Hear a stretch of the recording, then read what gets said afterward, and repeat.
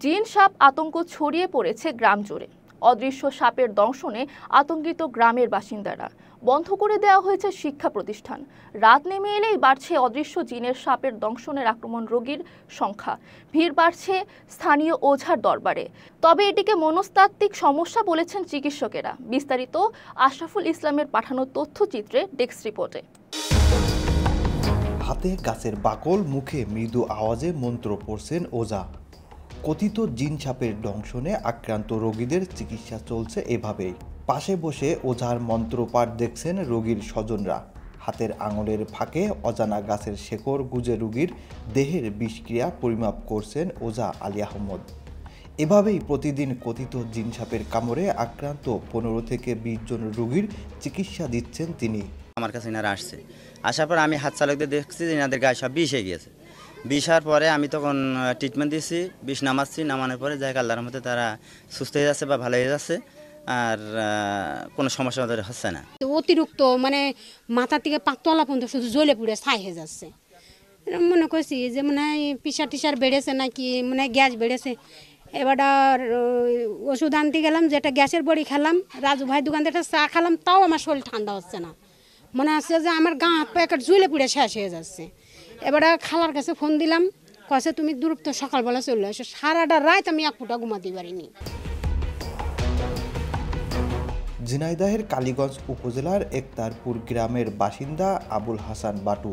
তার পরিবারের 8 জন সদস্য অদৃশ্য সাপের দংশনে আক্রান্ত হয়েছে। একইভাবে গত এক সপ্তাহে কথিত জিন সাপের দংশনে আক্রান্ত হয়েছেন গ্রামের শতাধিক নারী, পুরুষ ও শিশু। অদৃশ্য সাপের দংশনে শিকার ব্যক্তিদের শরীরে তীব্র ব্যথা, যন্ত্রণা ও গলা শুকিয়ে যাওয়ার মতো উপসর্গ দেখা দিচ্ছে।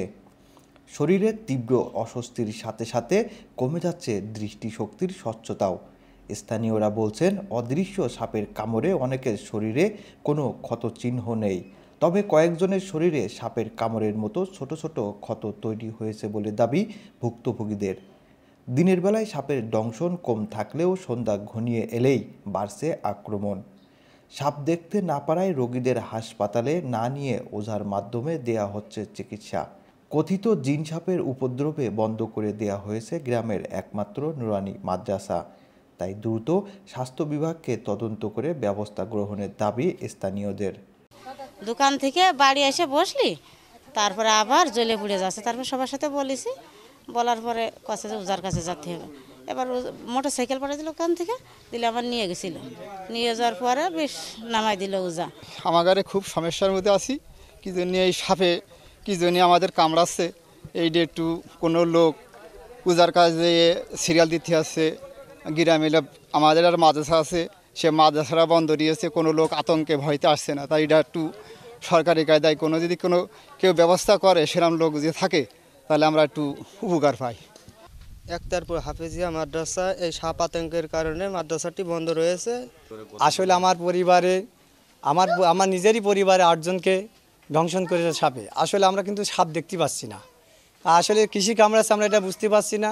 হঠাৎ করে পায়ে বা হাতে হট করে একটা কাটার মতো ফুটে উঠছে। হঠাৎ করে কী ব্যাপার, কি সমস্যা আছে কি দেখি আমরা, কোনো কিছু হচ্ছে কি না দেখি যে গা হাত পা জ্বলে পুড়ে যাচ্ছে এবং মাথা পর্যন্ত ঘুরায় ফেলাচ্ছে। আমার পাশের গ্রাম জটারপাড়া গ্রামে একজন উজা আছে, সাপের উজা। আমরা তাদের কাছে যাওয়ার পরে সে হাত চালক দিয়ে বলছে যে সাপে কামড়িয়েছে।